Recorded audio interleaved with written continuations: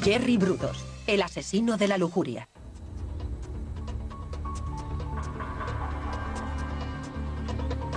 El 10 de mayo de 1969, dos hombres hacen un escalofriante descubrimiento en el río Long Tom de Oregón.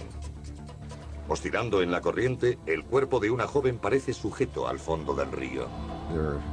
Habían desaparecido 3 o 4 chicas jóvenes y se vivía una sensación de histeria en esas poblaciones.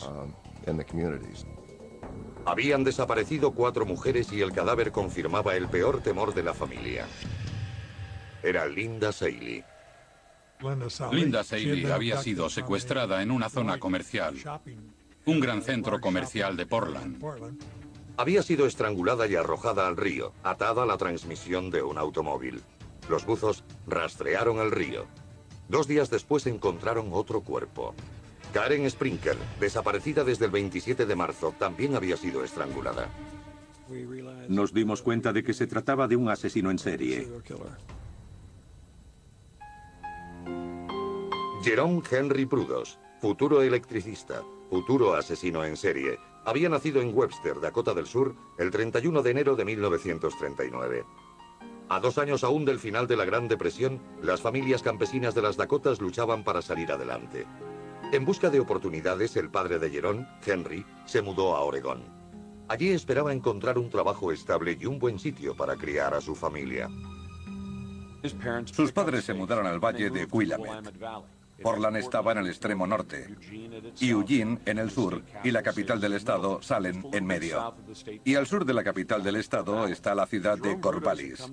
Jerome Brudos provenía de un lugar casi idílico para criarse un niño. Pero la infancia de Jerome demostró no ser feliz ni estable. Debido a la escasez de trabajo, la familia se mudaba frecuentemente. Fue a varios colegios a lo largo de su vida escolar. No creo que se sintiera nunca seguro con su familia. El padre de Jerome tenía 2 trabajos, lo que le dejaba poco tiempo para estar con su familia. Sin una figura paterna, el joven solía estar solo con su mojigata y firme madre, Aileen. Propensa a diatribas emocionales, Aileen no ocultaba su asfixiante amor por su hijo mayor Larry o su profundo resentimiento por el pequeño Jerry. La madre de Jerome Brudos realmente quería tener una hija. Sabemos de familias o padres que dicen, quiero un hijo.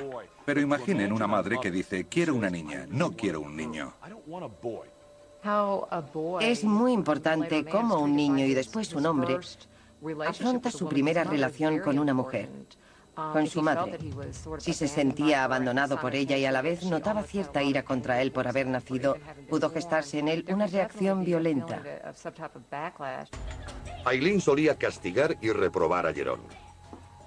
En uno de los incidentes, Jerry encontró un par de zapatos de tacón en la basura. Jerome Brudos tenía 5 años y encontró un par de zapatos de mujer. Algo le hizo cogerlos, en vez de buscar un camión o un coche de juguete. Se llevó a casa esos zapatos y se los puso. Cuando Aileen descubrió a Jerome con los zapatos, le hizo prometer que se desharía de ellos. Los zapatos se convirtieron en objeto tabú. Jerome no entendió su reacción ante los zapatos. No comprendió por qué se mostró tan reacia a que se los quedara. Lo reprendió, pero él se quedó con los zapatos. Y siguió jugando con ellos. Cuando Aileen descubrió su engaño, se enfureció.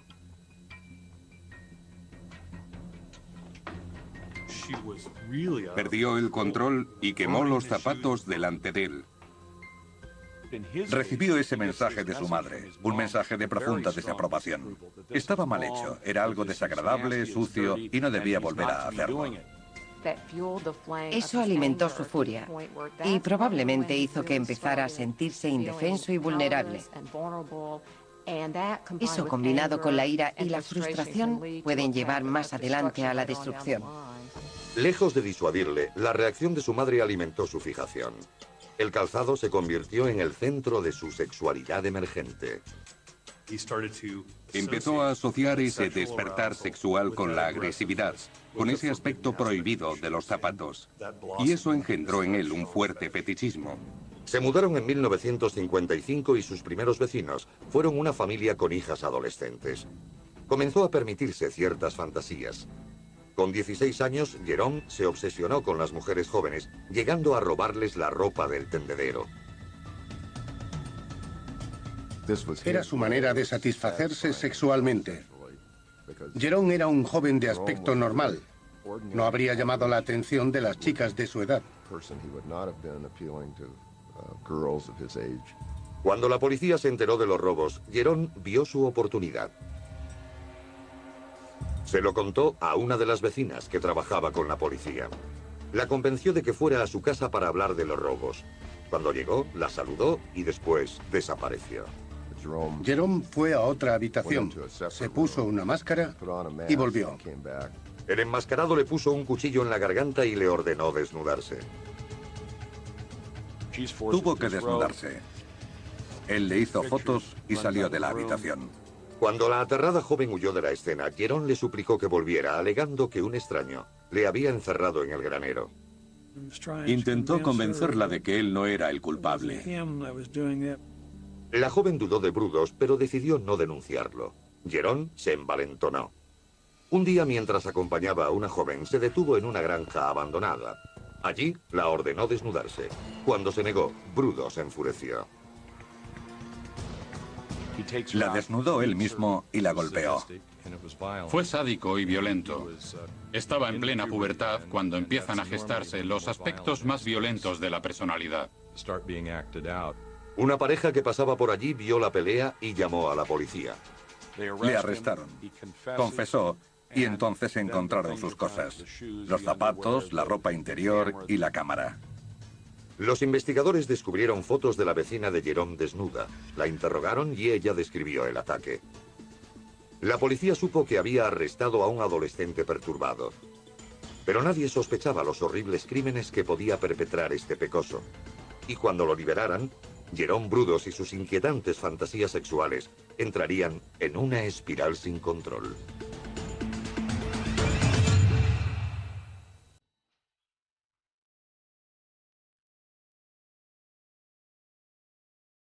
En 1956, el joven de 17 años, Jerome Brudos, era un adolescente profundamente atribulado. Era fetichista de los zapatos y ropa interior de mujer que robaba y vestía en secreto.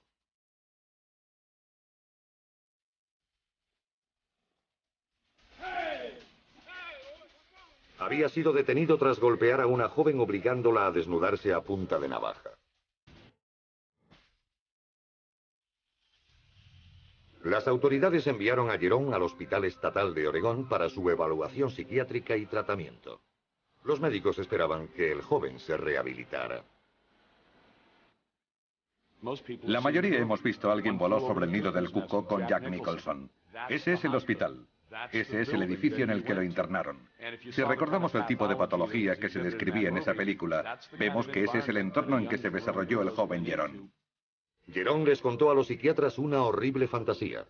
Veía una prisión subterránea donde escondía a chicas secuestradas. Se imaginaba celdas donde poder meter a las chicas cuando quisiera. Estos deseos nacidos de la mente perturbada de un fetichista no alarmaron a los psiquiatras de Jerome. Desgraciadamente, los expertos no supieron ver su maldad. Le dejaban ir al colegio durante el día y volver al hospital por la noche. Y cuando se sentaron a estudiar lo que había hecho y cómo se comportaba, lo encontraron bien. No sufría ninguna enfermedad permanente. Era la misma explicación que les daban a los padres. Era una fase. Se le pasaría. Enero de 1957. Tras 9 meses en el hospital de Oregón, los psiquiatras le diagnosticaron esquizofrenia fronteriza. A pesar de este diagnóstico, lo consideraban apto para vivir en sociedad y lo pusieron en libertad. Brudos volvió a casa para terminar el instituto. Aunque demostraba una gran inteligencia, destacando en electrónica, le faltaba motivación para alcanzar el éxito. Fue uno de los últimos de su clase. Tras fracasar buscando trabajo, se alistó en el ejército en 1959. El ejército lo envió a Fort Ord, en la bahía de Monterrey, California. Termina yendo al ejército y sigue teniendo extrañas fantasías y ensoñaciones que no son reales. Tiene que ir al psiquiatra y el médico decide que es peligroso dejarlo en el ejército y que hay que expulsarlo. Dado de baja en el ejército por sus peculiares obsesiones, regresó a Oregón a vivir con su madre. Tuvo una fría acogida. Eileen insistió en que Jerome durmiera en la leñera detrás de la casa. Pronto volvió a caer en sus antiguas costumbres, robar zapatos y ropa interior femenina. Y como aumentaba la obsesión, volvió a atacar a mujeres. A plena luz del día intentó secuestrar a una mujer que trabajaba para la compañía telefónica. Volvía de comer y la abordó cuando se disponía a entrar en su oficina. Cuando ella se resistió, él le puso las manos alrededor del cuello e intentó asfixiarla. Cayó al suelo inconsciente, le quitó los zapatos y la dejó allí. Lo que crecía dentro de su cabeza empeoraba cada vez más porque, como suele ocurrir con las obsesiones, las primeras cosas que te sientes obligado a hacer parecen satisfacer sexual o psicológicamente. Pero llega un punto en que no basta y hay que hacer más. Jerome Brudos, aún virgen, no sabía cómo hacer más. Desde que se mudó a casa trabajaba como técnico en una emisora de radio local. Un amigo del trabajo le organizó una cita con una joven de 17 años llamada Ralphine. Fue la primera cosa positiva, el primer comportamiento social interactivo que desarrolló. Ralphine quedó entusiasmada con el que parecía un hombre responsable a sus 23 años. Él le demostró cariño y un gran afecto. Cuando Ralphine se quedó embarazada, sus reacios padres consintieron el matrimonio. La pareja se casó en la primavera de 1962. Al principio Ralphine, joven e ingenua, obedecía a las exigencias de un marido mayor y muy controlador. Hacía cosas como decirle que paseara por la casa, hiciera las labores domésticas y cocinara desnuda con tacones altos. Jerome también prohibió a Ralphine entrar en su taller del sótano. Allí construyó una habitación oscura para revelar fotos impúdicas. Había fotos de Ralphine a medio vestir y desnuda, o vestida con ropa robada.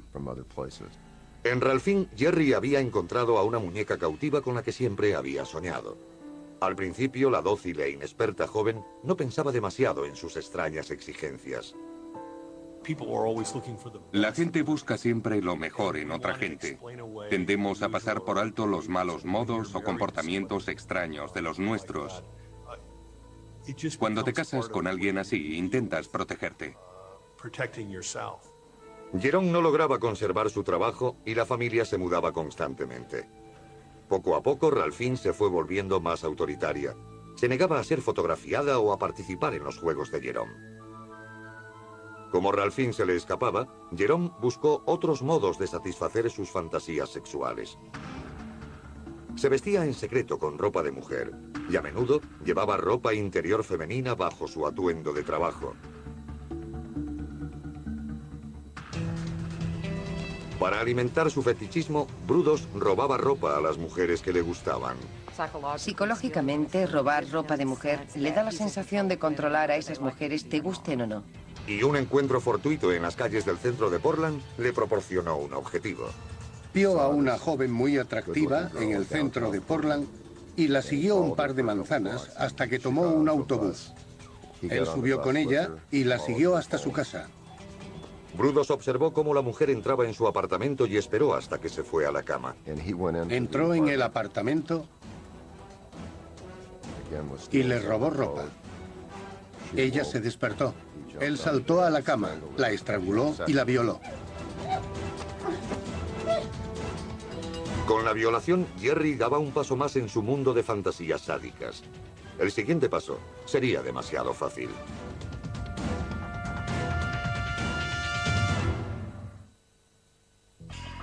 Diez años después de su internamiento adolescente en el hospital de Oregón, Jerome Brudos lograba escapar de la ley. En 1967, el electricista, esposo y padre de 28 años, parecía un ciudadano modelo. Pero bajo esa superficie fermentaban deseos inquietantes y violentos. Poco después del nacimiento de su segundo hijo, Brudos, atacó y violó a una mujer. La violación de la mujer describe una progresión en su psicopatía. Estaba desatado, cada vez era más audaz, más temerario. Tenía más confianza en su capacidad de cometer ese tipo de crímenes y salir indemne. La frustración en su hogar le lleva a mayores excesos. Su esposa Ralphine estaba demasiado ocupada criando a sus 2 hijos. No tenía tiempo para satisfacer sus fantasías sexuales. En un intento de llamar la atención, dejó unas fotos comprometidas para que su mujer las encontrara. Eran fotografías de Jerome vestido con ropas de mujer, con medias y tacones altos. Su mujer ignoró las fotos del travestido y Jerome empezó a pasar más y más tiempo en el taller del sótano. Cuando se casaron, eligió a alguien que no hiciera demasiadas preguntas. Ella no quería saber toda la historia, eso sería psicológicamente perjudicial. El 26 de enero de 1968, Linda Slosson, de 19 años, vendía enciclopedias de puerta en el barrio de Brudos. Vio a Jerome trabajando en el jardín. Él se mostró entusiasmado por las enciclopedias y ella le siguió al interior de su casa. La llevó al sótano con la excusa de no querer molestar a los de arriba. Cuando la tuvo en el sótano, se aproximó a ella por detrás y la golpeó en la cabeza con un madero. El golpe no la mató. Brudos terminó la faena estrangulando a Linda hasta dejarla sin vida. Después, subió y le dio a su esposa dinero para que se llevara a los niños a comer fuera. El sello característico de la psicopatía es esa falta de empatía, la sensación de tener derecho sobre algo, el narcisismo. La mayoría de los asesinos en serie son psicópatas. Es el trastorno de la personalidad que les permite cometer un homicidio y continuar la vida con su familia como si nada hubiera ocurrido. Con su familia fuera de casa, Jerome podía dar rienda suelta a sus fantasías sexuales con su víctima. Para algunos asesinos en serie, lo bueno es la interacción con el cadáver y el control y la cercanía que tienen con él. Porque cuando la víctima está muerta, tienen el control absoluto sobre ella. Eligiendo de su colección de ropa interior femenina, Jerome le puso tacones altos y lencería e hizo numerosas fotos. Cogió una sierra y le cortó uno de los pies. Lo guardó como trofeo. Lo metió en el congelador. Periódicamente lo sacaba. Era un objeto fetiche para él. Le ponía un zapato de mujer y se masturbaba. Se excitaba con él. Por la noche, mientras su familia dormía, Jerome metió el cadáver de Linda Slosson en su coche. Ató el cuerpo a la transmisión de un automóvil y lo arrojó al río Lonton.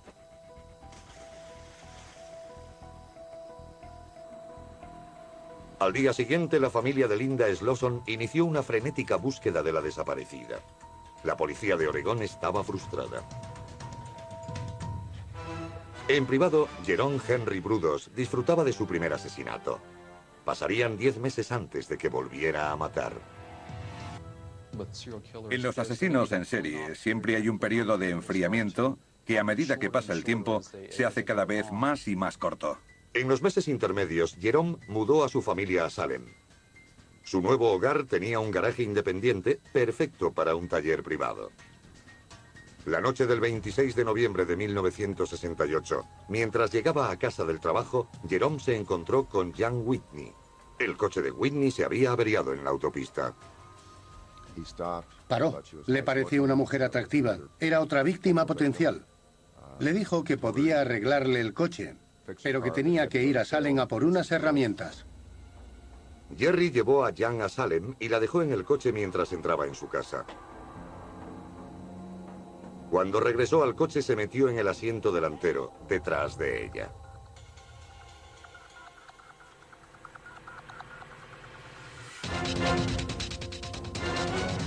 Cogió una correa de cuero y la estranguló con ella. Abrió la puerta del coche y la cerró de manera que la correa quedó fija alrededor de su cuello y cometió atrocidades mientras ella moría. Brudos violó a la moribunda en el asiento delantero del automóvil familiar. Jerome Brudos y sus enfermos deseos le llevan a lugares donde nunca había estado antes. Estaba violando a una mujer muerta. Al final, la dejó colgando de un gancho como un trozo de carne en su garaje. También hay una subyacente corriente de violencia y furia en él. La mala relación con su madre le hace sentir ira. No es lo que ella quiere y eso le da vergüenza. Esa vergüenza va unida a su sexualidad porque su madre no quería que llevara zapatos de mujer y transfería esa representación de la sexualidad al resto de las mujeres de la sociedad. Brudos mantuvo el cadáver de Jan Whitney colgando del garaje durante 5 días, violándola repetidamente. Jerry Brudos era un asesino lujurioso. Ese tipo de asesinos mata y mantiene relaciones sexuales con los muertos. La necrofilia es otra de sus motivaciones. Con el cadáver de Jan Whitney colgando, Jerome llevó a su familia a pasar un largo fin de semana fuera. Mientras estaban de vacaciones, ocurrió un accidente que estuvo a punto de exponer el más oscuro secreto de Jerome. Un coche se empotró contra su garaje y parte de su taller, y alguien llamó a la policía. La policía llegó a investigar el accidente.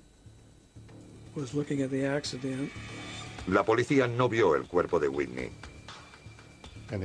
Uno de los agentes llegó a ver incluso el garaje a través de una de las grietas. Si hubiera entrado, hubiera visto a Jan Susan Whitney colgada en el taller. A Brudos le estimuló la proximidad de la policía. Se creyó muy inteligente. La policía estaba a un nivel mucho menor que el suyo. Con su deseo cumplido, Jerome se cansó de su último trofeo. Tiró el cuerpo de Jan Whitney por el puente al río Willamette. Ya habían desaparecido 2 mujeres en Oregón, pero nadie sospechaba que había un atroz asesino en serie suelto en el noroeste.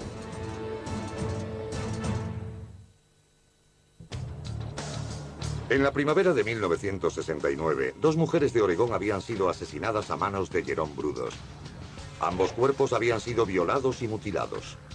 Los asesinatos habían seguido a sendos encuentros con Brudos. Sus fantasías lo habían convertido en un asesino en serie. El electricista de 30 años esperaba que las mujeres llegaran a él, pero estaba a punto de empezar a cazar a sus víctimas. Imaginen lo audaz que se había vuelto. Ya había violado, había matado, había robado ropa de mujer, había hecho todo eso y parecía querer hacer algo mucho más temerario. El 27 de marzo eligió un lugar tranquilo, el aparcamiento de los almacenes Meiker and Frank de Salem. Karen Sprinker, una universitaria, fue la primera mujer a la vista.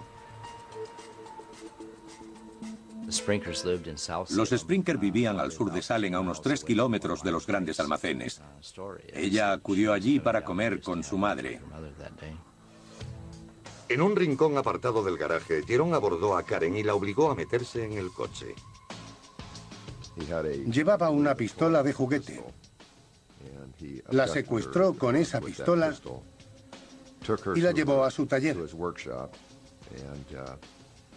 Parece ser que ella hizo todo lo que pudo por salvar la vida. La desnudó y la vistió con diferentes conjuntos, con zapatos de tacón y esas cosas. Para asegurar a su prisionera, Jerome ató una soga alrededor de su cuello y la sujetó al techo, pasando la cuerda a través de un cabrestante. Accionó el torno y la levantó medio metro del suelo. Entró en casa, comió algo y vio unos dibujos mientras ella se estrangulaba al final de la soga. Cuando Brudos regresó al garaje, Karen había muerto. Abusó del cadáver, pero ahí no terminó todo. Brudos quería un trofeo. Le cortó los pechos e hizo un molde con ellos. Quiso hacer una especie de busto en bronce con el pecho de la mujer. Jerome ató el cuerpo de Sprinker a un motor. Sin ser visto, izó el cuerpo sobre el puente y lo lanzó al río Longton. Mientras Jerome se deshacía del cadáver, la familia de Karen Sprinker intentaba comprender su misteriosa desaparición. Sabía que algo pasaba. Sentí como un escalofrío por la espalda. Hablamos con la policía y le notificamos su desaparición. La policía publicó la desaparición de Karen y siguió decenas de pistas infructuosas. Mientras, la familia Sprinker organizaba partidas de búsqueda creyendo desesperadamente que terminaría por aparecer. Mientras Davis y los Sprinkers se aferraban a la esperanza, otra joven vivía ajena al peligro que le acechaba. El 21 de abril, Brudos escogió a Sharon Wood cuando cruzaba la calle hacia el aparcamiento de la Universidad de Portland. Encajaba en su perfil, delgada, atractiva y sola. Bajé las escaleras y cuando llegué, ese hombre me apuntaba con una pistola y me dijo que si no gritaba, no me dispararía. Me rodeó la cabeza con su brazo, pero yo le mordí con todas mis fuerzas en el dedo pulgar. Lo último que recuerdo es que me golpeó muy fuerte en la cabeza. Vi las estrellas. Y después saltó y salió corriendo. La resistencia de Sharon asustó a Jerome, pero logró huir sin llamar la atención. Desgraciadamente, la policía de Portland no relacionó inmediatamente al atacante de Sharon con la mujer que había desaparecido. Brudos volvió a atacar. Su siguiente víctima fue Gloria Smith.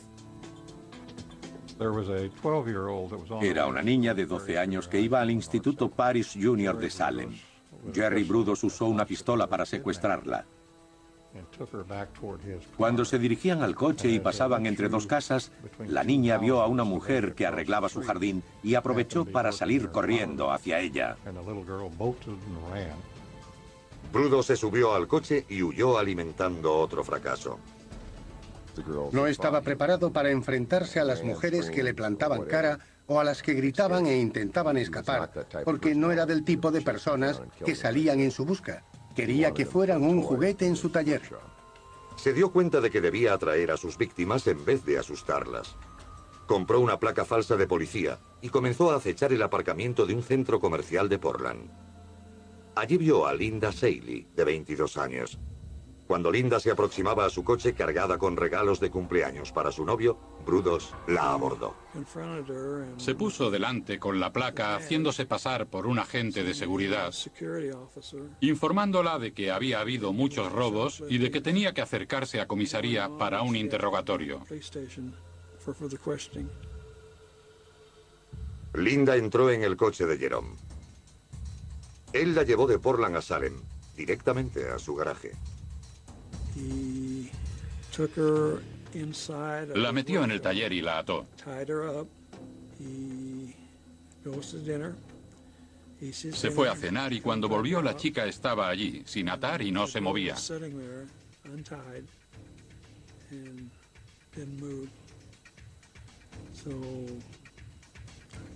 Ella debía tener en mente que iba a liberarla.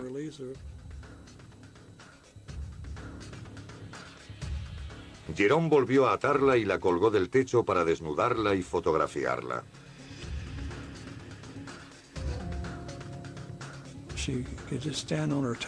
Podía estar de puntillas sin asfixiarse. Cuando se cansó, tensó la cuerda y la ahogó.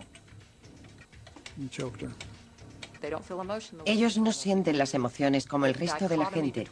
La dicotomía de subir y comer con su familia y que hubiera una víctima moribunda en el sótano le hacían sentirse un depredador. Jerome ató el cuerpo de Linda a un motor y volvió al puente que cruzaba el río Long Tongue. Para Brudos no fue el asesinato perfecto. No se había quedado con ningún trofeo. No le cortó los pechos. Cuando le pregunté por qué, me dijo que sus pechos eran rosados, que no tenían la areola decolorada alrededor del pezón, y eso no le gustaba. Los asesinos en serie siguen matando porque adornan y desarrollan esa fantasía hasta conseguir el asesinato perfecto. Jerome sabía que podía ejecutar el asesinato perfecto, mientras nadie lo detuviera. Se creía mucho más inteligente que sus perseguidores.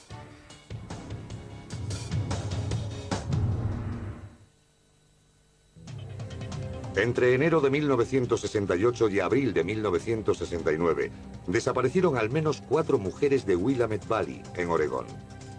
La policía estaba cada vez más preocupada y frustrada. Aún no sabían que las víctimas estaban muertas. Y que Jerome Brudos, de 30 años, fetichista sexual y violador en serie, las había matado. Pero un sorprendente descubrimiento lo cambió todo. Encontraron 2 de los cuerpos que Brudos había ocultado. El 10 de mayo de 1969, un pescador local descubre el cuerpo descompuesto de una mujer flotando en el río. La policía la identifica como Linda Seeley. La autopsia reveló muerte por estrangulamiento. Había un asesino en serie en alguna parte. En aquel momento no sabíamos mucho más. Tras el descubrimiento del cuerpo de Seeley, los investigadores rastrearon el río. 2 días después apareció el cuerpo de Karen Sprinker, otra de las víctimas estranguladas a pocos metros del de Seeley. Mientras las noticias de los salvajes asesinatos trastornaban a los vecinos, Jerome Brudos se encogía de hombros. Seguía confiado en que ninguna prueba lo relacionaría con los cuerpos. Los cuerpos estaban atados, como una soga con un nudo. El nudo no era normal. Es el que usan los electricistas cuando tiran el cableado de una casa. Mientras la policía buscaba en sus archivos, en el estado de Oregón comenzaba otra investigación. En el colegio al que acudía Karen Sprinker. El Departamento de Policía del Condado de Benton interrogó a varias chicas del instituto para determinar si alguna de ellas se había encontrado con un individuo extraño. Tras hablar con cientos de chicas, los investigadores hicieron un descubrimiento crucial. Una de ellas había tenido una cita con un joven que conducía una ranchera y que tenía mucha ropa de bebé y de niño en el coche.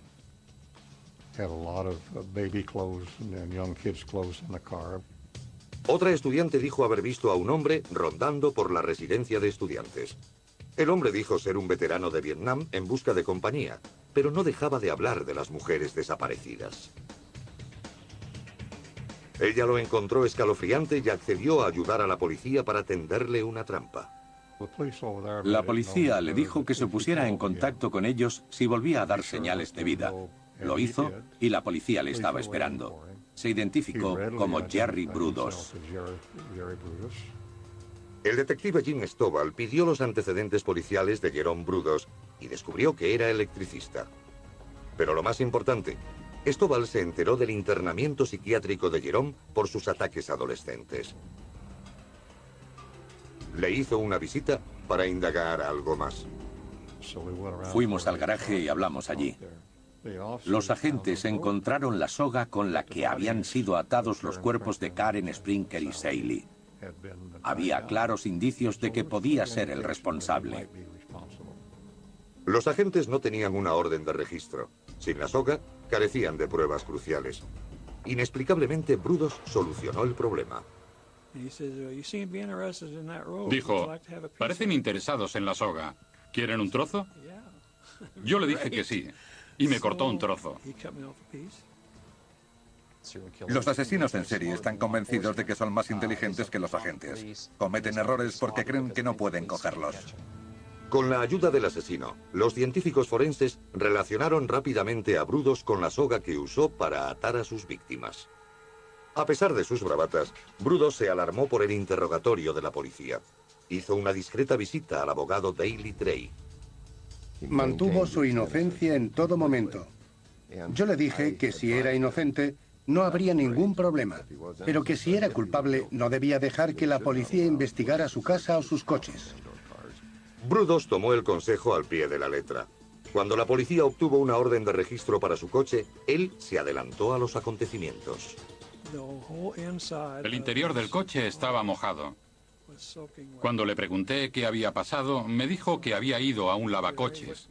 Se había dejado la ventanilla izquierda bajada y se había empapado. La policía necesitaba desesperadamente pruebas para arrestar a Brudos. Les preocupaba que pudiera fugarse a Canadá. Si Gloria Smith, la estudiante a la que había atacado el 22 de abril, lo identificaba, podrían acusarle al menos de secuestro. Le enseñé 10 o 12 fotos, se las puse delante y le dije, tómate tu tiempo, míralos bien a todos y dime si ves a alguien que te resulte familiar. Se paró y dijo, este se parece mucho, pero el otro tenía muchas pecas. Era la foto de Jerome Brudos. El 30 de mayo de 1969, la policía alcanzaba a Jerome y Ralphine Brudos mientras se dirigían al norte hacia la frontera canadiense. La policía los seguía con una orden de arresto. Decidimos ejecutar la orden de arresto y cuando llegamos a Salem no salió de la autopista, siguió en dirección norte. Tuvimos que detener el coche y lo detuvimos. A 400 kilómetros de la frontera, la policía encontró a Brudos oculto bajo una manta en el asiento de atrás. Cuando lo arrestamos y le dimos la ropa de la cárcel, vimos que llevaba panties de seda de mujer. Dijo sentirse más cómodo así.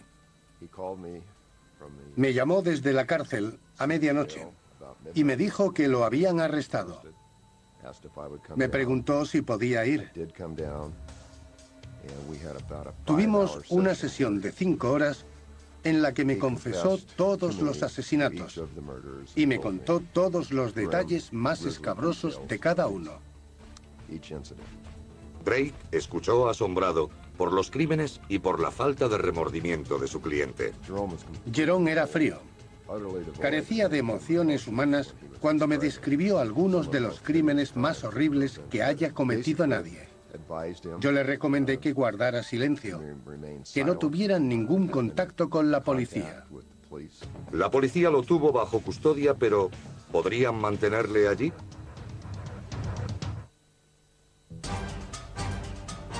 ...30 de mayo de 1969. Las autoridades de Oregón arrestaban a Jerome Brudos por secuestro. 4 cuerpos ahogados, un arma homicida y la identificación positiva de una víctima señalaban a Brudos como asesino. Pero la policía aún necesitaba más pruebas o una confesión. Brudos permanecía en silencio, pero el detective Jim Stovall sabía cómo hacerle hablar.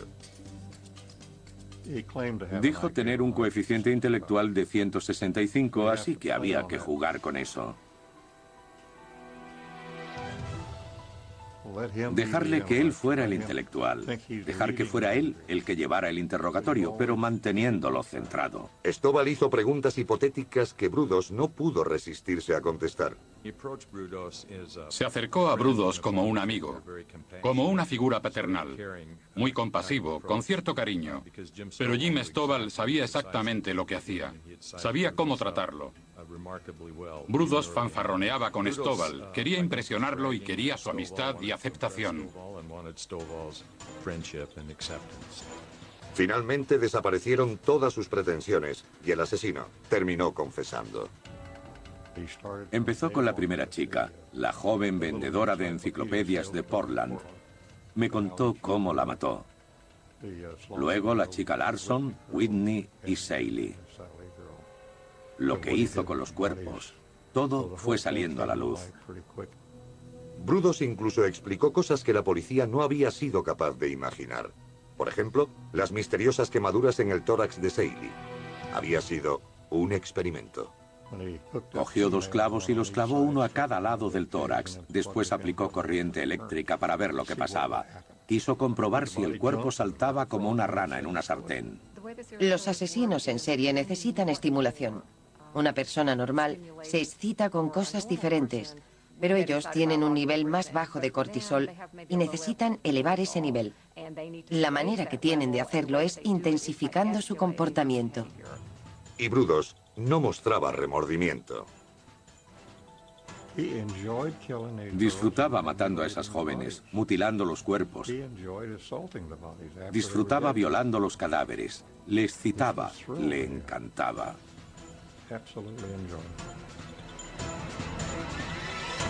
No tenía conciencia, no tenía remordimientos. Me dijo que las mujeres a las que había asesinado no eran más que objetos para él. Y metafóricamente, Brudos la describía como papel de regalo. Una vez que lo has usado, te deshaces de él. ¿Por qué no hacerlo cuando ya no se va a usar? Con la confesión de Brudos, la policía pidió una orden de registro de su taller.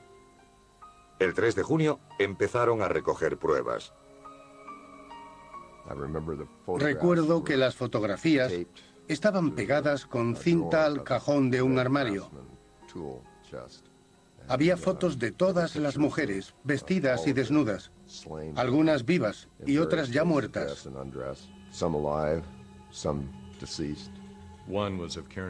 Una era de Karen Sprinker, aún viva. La recuerdo sin ropa, solo con tacones altos. Nunca podré olvidar su mirada. Tenía las manos agarrotadas, describiendo el grado de miedo y terror que le estaba infundiendo.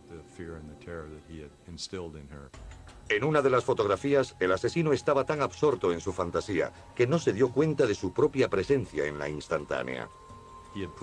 Había puesto un espejo bajo el cuerpo y estaba haciendo una fotografía que reflejaría su zona íntima.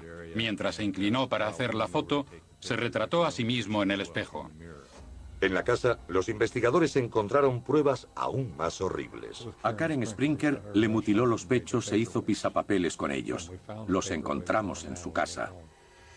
Y cuando encontraron las llaves del coche de Jan Whitney en casa de Jerome, obtuvieron la prueba que lo acusaba de 3 asesinatos. Yo, como abogado de la defensa, tuve claro que Jerome era culpable. E iba a ser difícil preparar cualquier tipo de defensa legal, como no fuera por enfermedad mental. El 4 de junio de 1969, un equipo de psiquiatras sometía a Brudos a una batería de test. Debía sacarse todos los trucos de la manga. Decir, sí, lo hice, pero estoy loco. Lo hice, pero mi madre me hizo hacerlo. Hubo un total de 7 evaluaciones. Desgraciadamente, todas indicaron que no estaba legalmente loco.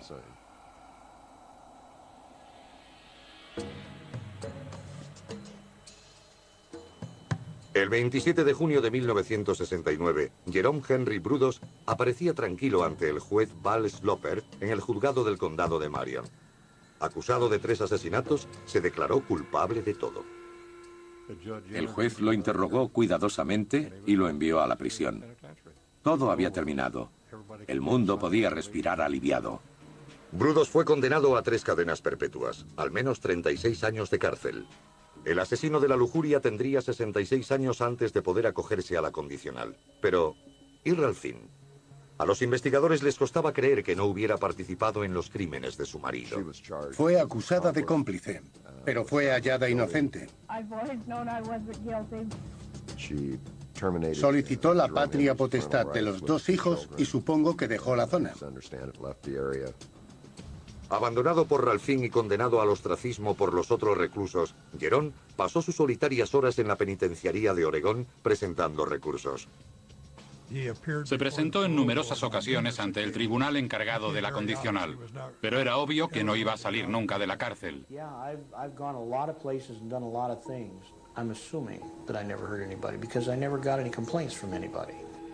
En su celda comenzó su propia biblioteca.